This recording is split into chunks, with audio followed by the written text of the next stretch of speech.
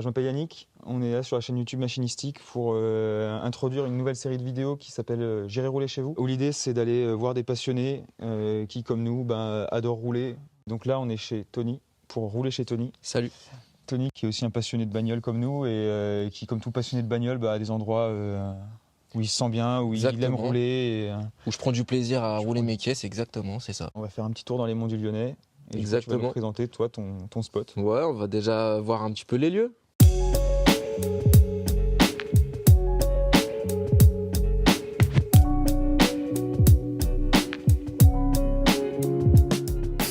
Alors moi c'est Tony, j'ai 37 ans, je suis de Lyon et puis là donc on est dans les monts du Lyonnais, là où j'ai mon petit atelier.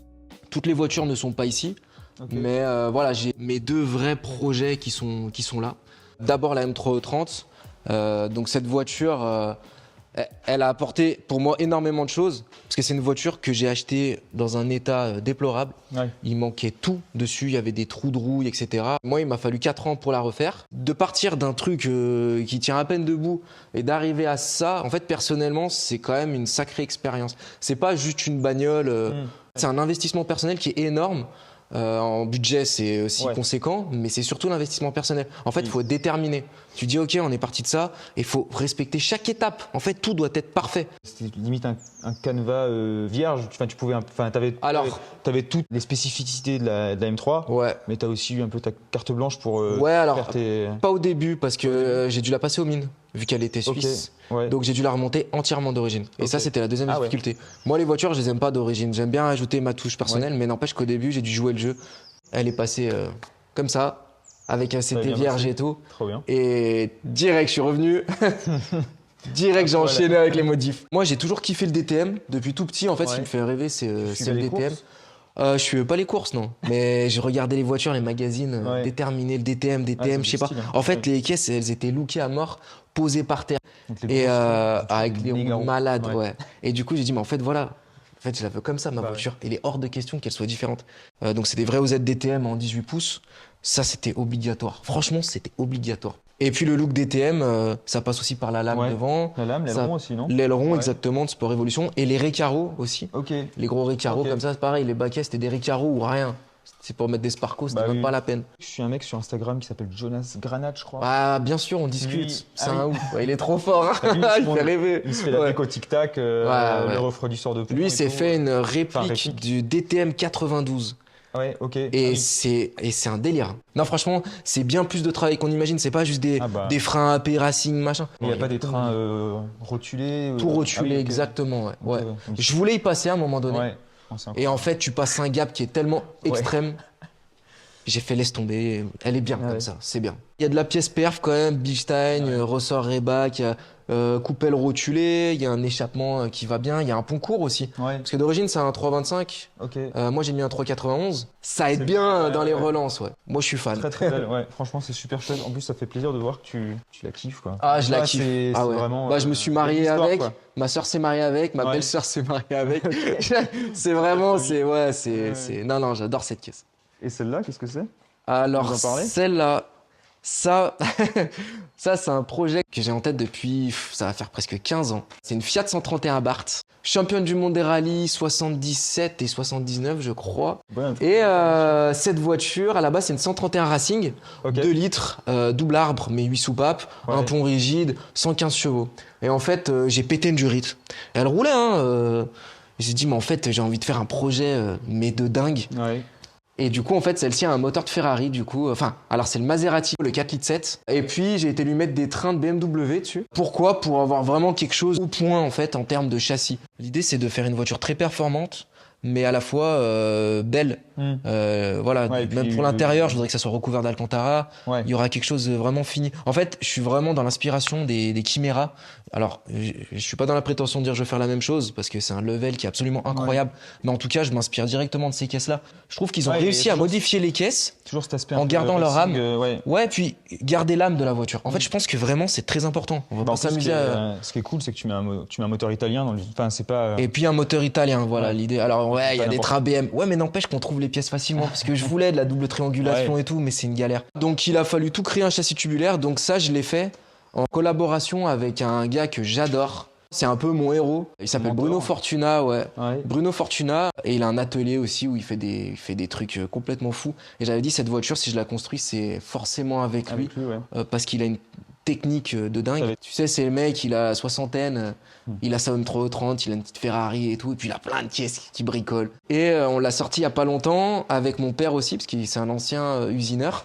Et moi, je fais pas mal de conception, donc on a mis au point en fait tout ce châssis ensemble, avec l'implantation du moteur Maserati qui lui est central avant. Central avant, ok. Donc en fait il arrive ici, donc là il est démonté parce que j'ai besoin de tout fermer là, donc ça va tout être en carbone, tout le plancher en carbone, carbone Kevlar. Le moteur est ici et attention parce qu'il est accouplé à une boîte de vitesse BMW, parce que bon voilà, il y a toujours du BM. Donc l'étude du volant moteur, de la boîte de vitesse, c'était compliqué. Et les roues aussi, non? Roue de M5E34, M5E34 dans mon cœur, obligé. C'est un bolide. Ce qui me plaît quand je fais des projets comme ça, c'est pas juste la driver après la voiture, c'est tout l'avant. C'est-à-dire que j'ai un classeur, il est fait comme ça, avec toute la fiche technique déjà du moteur que j'ai, avec la moindre pièce, les références, les prix, les trucs, les éclatés, tous les montages. Trop bien. En fait, j'aime bien, moi. Voilà, chacune de mes caisses a vraiment... voilà, il y a cette histoire où moi j'ai bossé dessus pendant longtemps. C'est pas juste d'un seul coup elle roule, non. C'est vraiment, il y a du job en fait. Un super projet, putain. C'est un projet qui va prendre encore pas mal de temps. Super. Mais déjà là, quand je vois où ça en est là, déjà de l'avoir sur ces trains, moi je suis déjà heureux en fait.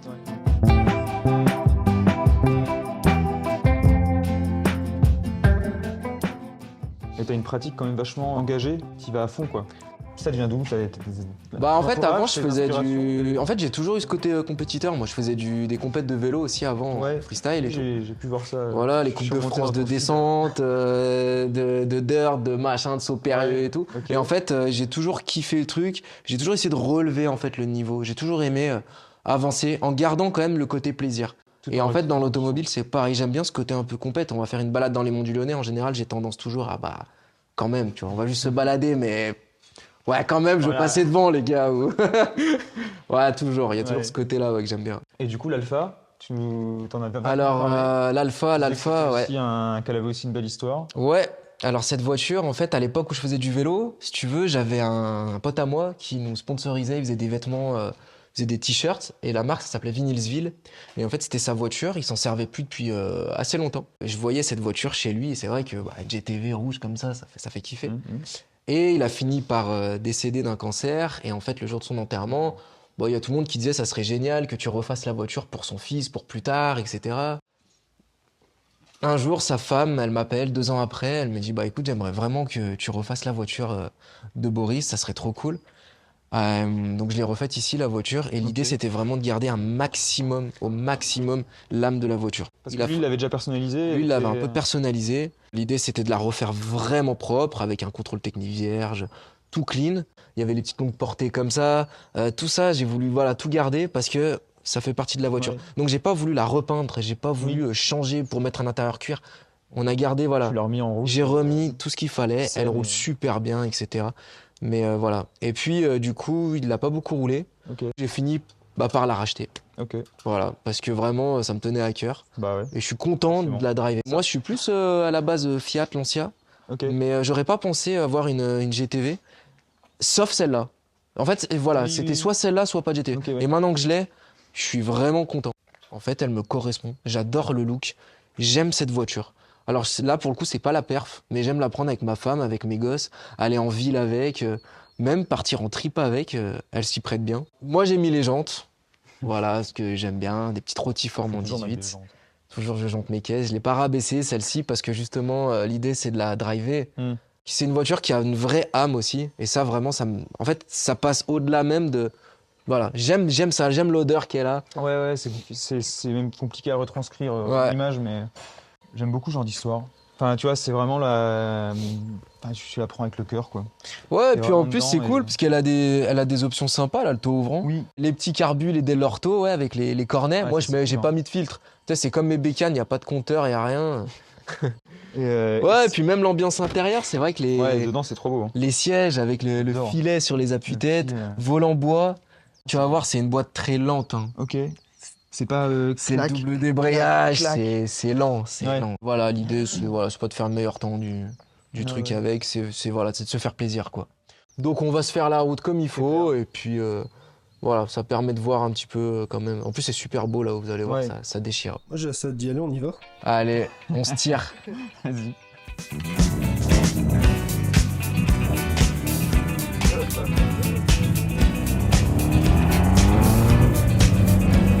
Ben voilà, hein. C'est parti. Le début de ma route préférée. Donc on est dans les monts du Lyonnais. Donc on démarre cette petite partie d'abord dans les maisons. Donc là normalement le pif-paf il se prend en fond. On va monter donc col de la Luère et puis on va arriver tout en haut jusqu'à la direction de Iseron où il y a un petit lac et tout, c'est super sympa. Il y a un lac. Ouais. Et arrivé là-haut surtout il y a la vue, c'est magnifique. On voit tout Lyon. Ouais. Et vraiment, c'est mon spot favori. Alors à l'époque, je venais avec la Turbo IE, on faisait des chronos là. Alors j'avais toute une équipe de potes, les vendredis soirs on allait au run et puis on se faisait des sessions dans les monts du Lyonnais. Donc Turbo IE, 106 Rally, S16, Saxo VTS, voilà, c'était toutes sortes de caisses. Et puis ensuite, on est passé à autre chose. Moi j'ai eu ma M3 3 litres 2. Bon bah là, je te fais pas de dessin, hein. Frein à main hydraulique ici. Un bolide. On a passé des soirées ici. Là ouais, les soirées. Là c'était du vrai street drift. Pour nous franchement, là on a poncé vraiment. Donc là normalement t'arrives comme ça là et là tu fais un hop hop hop. Tac, tu tombes à 2. Et là, on va rester en 3ème tranquille nous. T'es plus. Je sais pas si c'est une question à poser, mais t'es plus drift ou grip? Aïe, c'est dur. En fait, c'est marrant d'aimer les deux. J'aime les deux, mais profondément. En fait, j'adore rouler très vite. En fait, ce que j'aime rouler en drift. C'est génial, la sensation, je te jure. C'est fou malade de se mettre de l'angle et tout, c'est fou. Mais je crois que j'aime le mieux, en fait, par exemple, quand je fais des routes comme ça, c'est gripper. Et en sortie de virage, tu vas avoir tendance à faire chasser l'arrière, mais pas rester en glisse. Tu as vraiment ce jeu avec la voiture. Tu vas rouler vite, ça part en dérive. Il y a un côté style aussi. Il y a un côté style, ouais, tout à fait. Ouais. T'es là, t'as avec ta propulsion fond de balle, tu prends tes appuis, ça chasse. Et après, t'as le côté circuit où là, tu vas mettre de l'angle et tout. Ouais, c'est cool. Là, on va voir le petit pif-paf gauche-droite, super sympa aussi, il se prend rapidement lui. La route, elle est un peu défoncée, mais. C'est bien, elle carre comme ça. Mais elle tient bien le paf, cette voiture, franchement. Tu m'étonnes. T'es rentré là-dedans comment avec les. Alors. Avec les potes du vélo à la base, j'étais un peu tout seul avec ma Turbo IE. Ah ouais. J'allais au run justement, je faisais les runs les vendredis soirs. Et en fait, petit à petit, j'ai les potes du vélo qui ont débarqué. Et ça a fait maintenant ce que c'est maintenant. En fait, t'as des mecs qui courent en championnat de France de drift. Avant, j'étais un peu tout seul. Et là, c'est trop cool parce que tout le monde a de la E36 dans un coin. Ça fait des sorties drift avec des potes qui sont pas du tout dans le game du drift à la base. Ah ouais, c'est vrai que tu fais du vélo toi du coup. Et ouais. Est-ce que dans ta conduite, t'as des liens à faire avec le vélo? Ouais. Dans la façon d'apprendre les cours, bien sûr. etc. Ouais, complètement. Les repérages aussi. Moi, je faisais du VTT descente aussi. Et en fait, ce qui est important vraiment, c'est le repérage de la piste. Voilà, savoir exactement où tu vas poser ta roue. Et en fait, finalement, en voiture, c'est un peu pareil. On va chercher la trajectoire idéale. On va chercher à l'extérieur, hop, on plonge. Et là, on arrive sur le fameux parabolique. C'est mon parabolique à moi, celui-là. C'est ton carrousel sans les pavés en béton. Ouais, c'est un peu ça. Celui-là, en drift, c'est tuerie. Celui-là, j'ai failli me mettre dans le fossé. Justement, il venait de pleuvoir, ça avait commencé à sécher. J'arrive et en fait, la voiture, elle grippe. Du coup, j'ai remis un grand coup et d'un seul coup, c'est bien glissé. Les deux roues dans le fossé, c'est parti. J'ai vraiment content. Alors, on arrive à comme plaisir un peu de rouler comme ça sur route ouverte et. Ah, moi, je trouve que c'est la route ouverte en fait, ça ajoute un paquet de trucs. C'est qu'en fait, t'es pas obligé de rouler à fond de balle. C'est qu'en fait, t'as l'adrénaline de voilà, t'as peut-être quelqu'un en face, t'as peut-être des vélos qui vont sortir, donc faut être ultra vigilant, ultra vigilant. Là, on arrive au col de la Luère. En fait, ici là, on a tous les petits chemins pour aller faire du vélo, du 4x4. Des fois, je viens avec la Panda 4x4 là. Et là, c'est beau parce que là, t'as des vues de fou. Ouais. C'est ici où on va avoir les vues dégagées. Donc là, on est sur l'autre côté. Donc en fait, on est la colline qui sépare. Donc il y a Lyon à notre gauche. Ouais. Et là, de ce côté, on a voilà, c'est on a Besnay, on a voilà, c'est encore des autres bleds. Ouais. C'est magnifique. Ouais, c'est ouf. Là, tu vas passer à fond. Là, normalement, tu passes vite. Ouais. On prend le relais. Là, il y a pas mal de sentiers de VTT avec les potes, parce que j'ai pas mal de potes encore qui sont pro dans le MTB. Et du coup, il y a pas mal de petites pistes ici.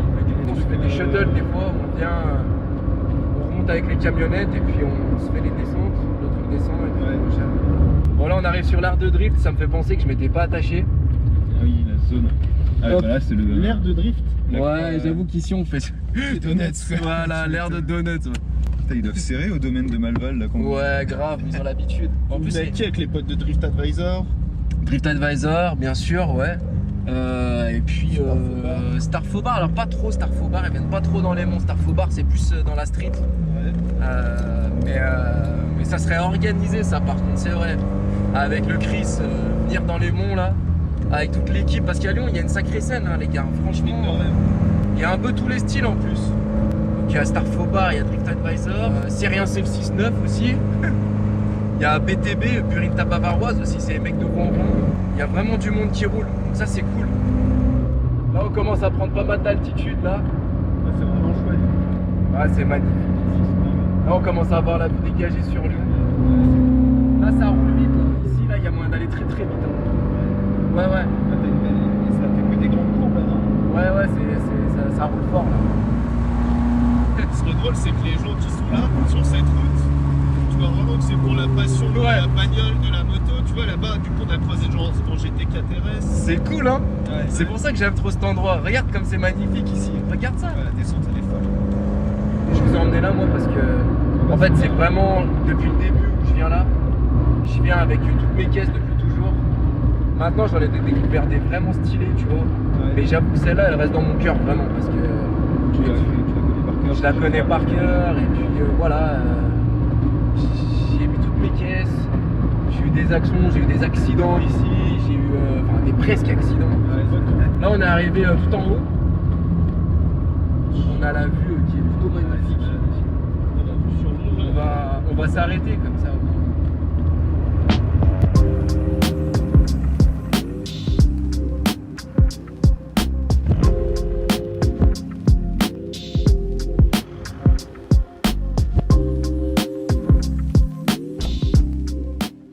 Bah là-bas on voit les monts d'Or. Tu vois les deux petites antennes là-bas. Les deux antennes là-bas. Oui. Ça c'est tous les monts d'Or ça. Là c'est stylé là-bas. T'as une maison là-bas, t'es bien. Tu dois avoir des putains de routes aussi là-bas. Là-bas c'est stylé ouais. Là-bas on voit le centre-ville de Lyon. Ok. On voit le crayon de la Pardieu et tout là. Oui. Tout au fond là-bas c'est Centrale du Bugey. Et puis bah voilà, hein, toute l'agglomération lyonnaise. Hein. Qu'est-ce que tu as pensé de cette route, Yannick? Elle est trop bien et surtout elle est trop bien parce qu'elle a plein d'histoires. Il y a eu pas mal de voitures qui y sont passées. Franchement, c'est bien ce qu'on aime. Tu croises en général toujours du monde. Quand c'est pas les mecs de Drift Advisor, c'est les mecs de BTB. Il y a toujours du monde. Si c'est pas de la BM, c'est autre chose. Il y a une grosse scène à Lyon, on a de la chance. Ouais, ça roule bien. Toi, t'as prévu des événements, peut-être avec c'est peut-être une bonne. Ouais, bah justement, ouais, c'est vrai que du coup, moi, je vais monter ma petite affaire, donc qui existe déjà depuis un petit moment. Ça s'appelle Corsa 801 Performance. Ma spécialité, c'est le polyester, le carbone, Kevlar, faire des kits sur mesure. Okay. Pour des autos, des kits bien spécifiques. Imagine, tu vois, ta 924 par exemple, tu me dis, bah voilà, moi j'aimerais que tu me la restaures et en plus tu me fais vraiment un kit qui va bien. Moi je m'occupe de tout en fait. Ouais. Je m'occupe aussi du swap, etc. Okay. Et puis le kit carrosserie en polyester. Soit on part d'une base existante, soit en fait je crée de A à Z le kit et t'as vraiment un modèle unique. Ah, trop bien. T'en as déjà eu? J'ai déjà fait, là il y a sur Lyon d'ailleurs, il y a Alexandre Claudin qui fait du drift, qui a un haut niveau. Je lui ai fait un kit large sur sa DeLorean et puis sur sa Dodge Charger. Donc on part d'un croquis et puis on finit par réaliser la pièce. Okay. Et puis à côté de ça, pas mal de pièces perf aussi, juste des lames, des capots plus légers. Et puis vu que j'aime ça, je prends tous les défis, moi ça me plaît. En plus tu vois des gens passionnés et intéressants qui viennent te ramener des trucs. Ouais, et puis vraiment, en fait moi je me mets pas trop de limite en fait. Moi le gars il a un projet, j'aime bien rentrer dans son sens et dire ah ouais putain. Mais voilà, c'est pour ça que ma Fiat 131 j'ai envie de faire quelque chose de joli, histoire que ça montre un peu la vitrine. Parce que tout le kit se réalisé par moi-même. En fait toute la voiture se réalisée par moi. Voilà, Corsa 801 vraiment allez me suivre sur les réseaux. Un grand merci pour tout ça, c'était trop bien. Et, merci à vous, franchement, je suis trop content. Hâte de faire le deuxième épisode, peut-être de nuit avec la M3. Ouais, on verra ça. En tout cas, j'espère que vous allez avoir plein de passionnés qui auront plein de trucs à dire aussi, avec toujours des nouveaux bolides, parce qu'il y a de quoi faire. Donc je suis vraiment content et honoré d'avoir fait le premier. Donc merci beaucoup. Merci Tony. Merci à toi Tony. Chill. Ouais. La tienne ma poule. Abonnez-vous pour ces bières. Abonnez-vous.